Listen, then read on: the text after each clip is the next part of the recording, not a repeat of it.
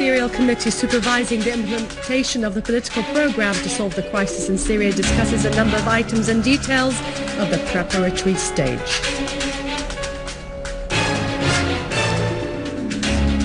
Al-Muallim states that the political program to solve the crisis in Syria depends on the aspirations and wishes of the Syrian people.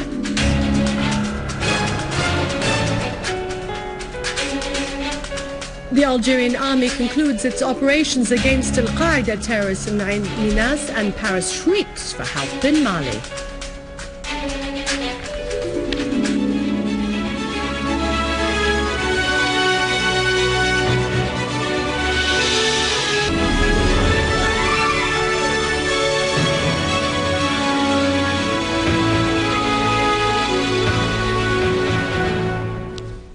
Good afternoon, this is Dania Nizam with the News Bulletin.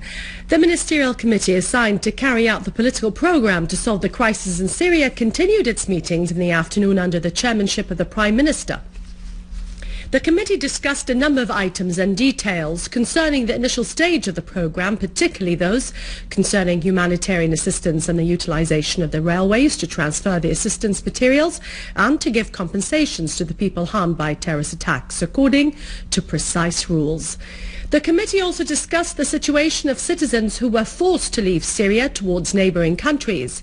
It called upon the Ministry of the Syrian Red Crescent to facilitate the return of these citizens and to supply them with travel documents that would allow them to enter the country. A decision was also made to provide temporary housing for the citizens whose homes were damaged by terrorist acts.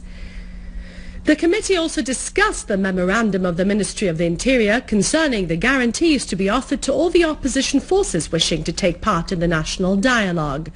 The committee also called upon the Ministry of National Reconciliation to prepare lists of missing people, detained citizens and those whose places are unknown. The committee also approved a number of relevant resolutions in this field. Foreign Minister Walid al-Muallim said in an interview with the Syrian television that the political program to solve the crisis depends on the aspirations of the Syrian people. Anybody who wants to serve the interests of the Syrian people should be committed to stop financing, arming and sheltering the terrorist groups.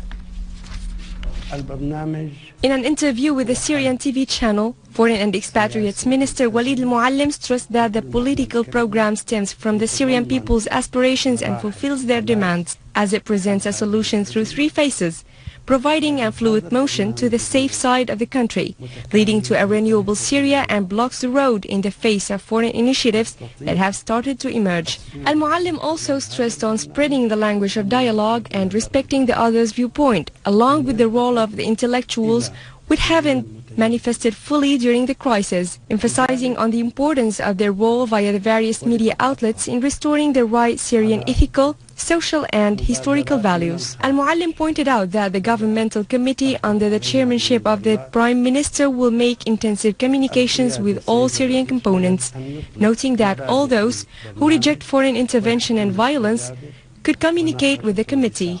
The minister said that Qatar, Saudi Arabia and Turkey, led by the United States, are supporting, funding and arming terrorists in Syria.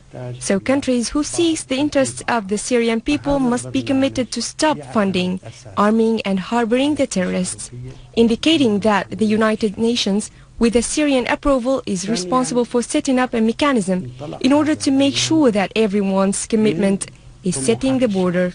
Al-Muallim asserted that the political program stems from the principles and objectives of the United Nations Charter, the international law and the Geneva Statement, as it is considered as the Syrian interpretation of the vague transitional period in the Geneva Statement, stressing that there will be no discussion with anyone about anything outside this program, noting that the Russian position adheres to the Geneva Statement.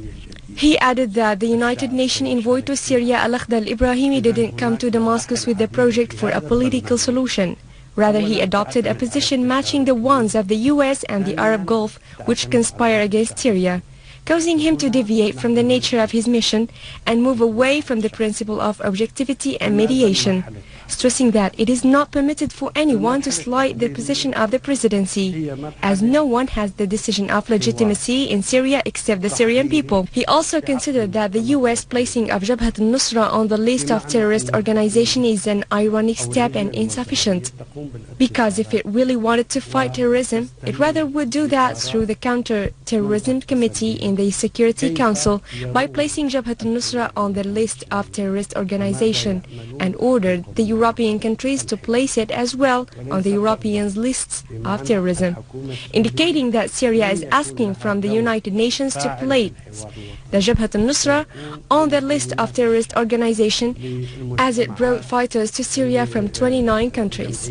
We warned from pushing the Palestinians in the crisis through various means, because that violates their goal, which is the right to return. And we hold the international community responsible for the failure to implement the United Nations resolutions that relieve the suffering of the Palestinian people.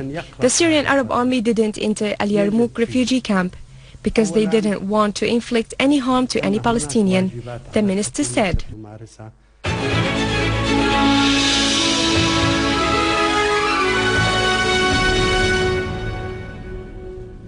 In Hama, a unit of our armed forces clashed with a group of armed terrorists and killed a number of them in the area of Al-San and Al-Udayb Valley in the countryside. Our forces confiscated a pickup vehicle carrying a machine gun that was used by the terrorists in their crimes.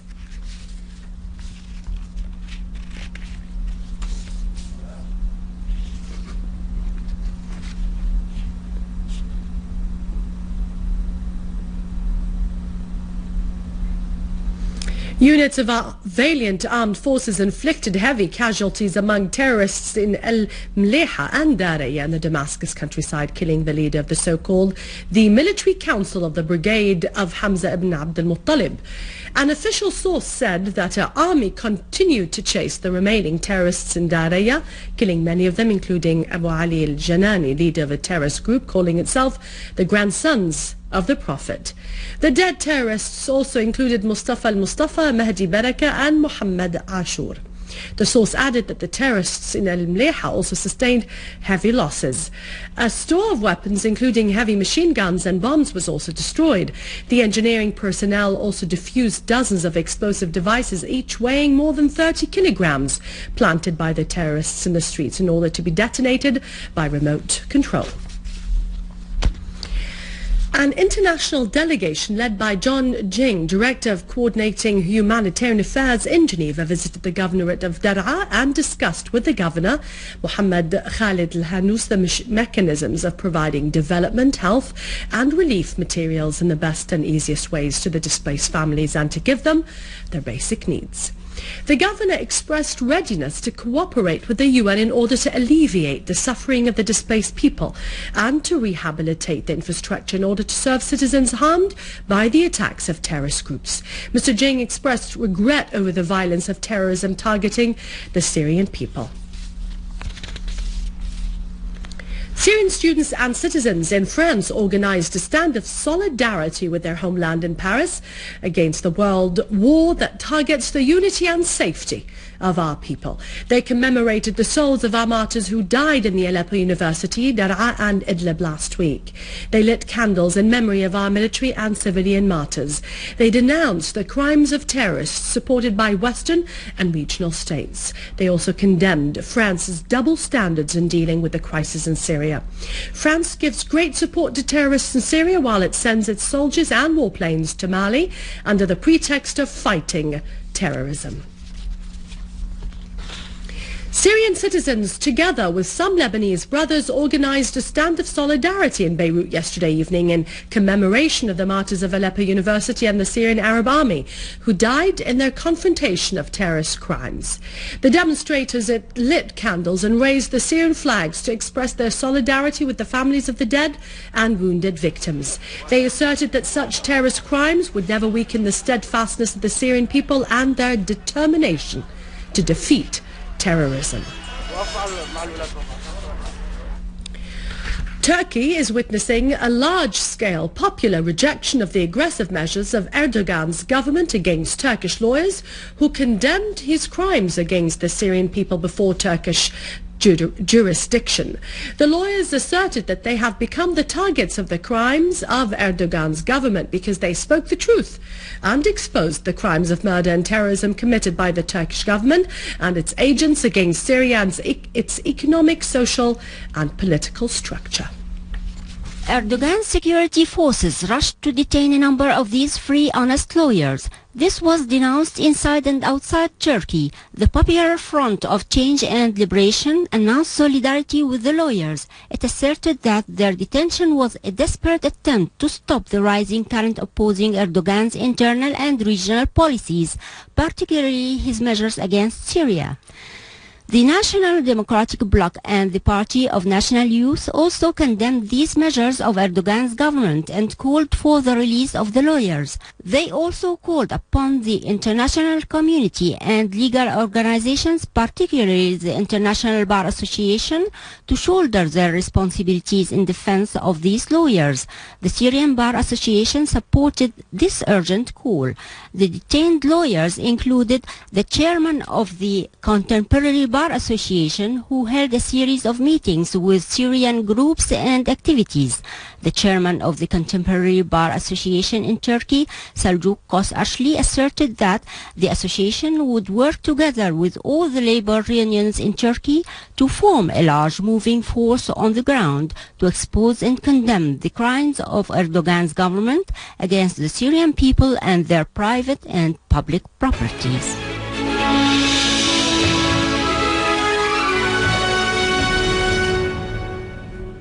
Algerian Interior Ministry said that the military operation to release the hostages held by terrorists in the gas production facility of Ain Aminas resulted in the release of 792 workers and the killing of 32 terrorists from 6 nationalities, while 23 hostages were also killed. For his part, Minister of Communication Mohammed Al-Said confirmed the rising death toll during the operation to release the hostages, adding that the final death toll will be announced in the next few hours. Algerian officials said that during the operation, a large quantity of weapons, foreign military uniforms and an amount of ammunition and explosives were also seized. Last Wednesday, Al-Qaeda-linked terrorist group had claimed responsibility for the attack on the oil facility in which many hostages were held. Moroccan authorities announced that they dismantled a new terrorist network that had been recruiting members of what they called Al-Qaeda in the country. This is the 5th network that had been dismantled since last fall. Moroccan Interior Ministry confirmed that the national team of the judicial police was able to dismantle a network that was active in attracting and recruiting young Moroccans with the aim of sending them to al-Jihad as part of the terrorist groups loyal to Al-Qaeda. The authorities said that 40 Moroccan young men, including former detainees in Guantanamo, were sent into factions loyal to Al-Qaeda. The authorities expressed concern over the increasing numbers of those terrorist networks in the country. In the Black and Mediterranean Seas and under the supervision of the General Staff of the Russian Armed Forces, the Russian Navy has started the largest military drills. As Russia Today website on Saturday quoted information office of the Russian Defense Ministry saying in a statement that warships of the Black Sea, Baltic and North Fleets are participating in what it described as the biggest combat exercises for decades. Earlier, a military diplomatic source said that the large landing Azov ship is heading for Tartus after it was supplied with the required war equipment, loading infantry units of the Russian Navy, as the ship has reached the agency to join other Russian warships there.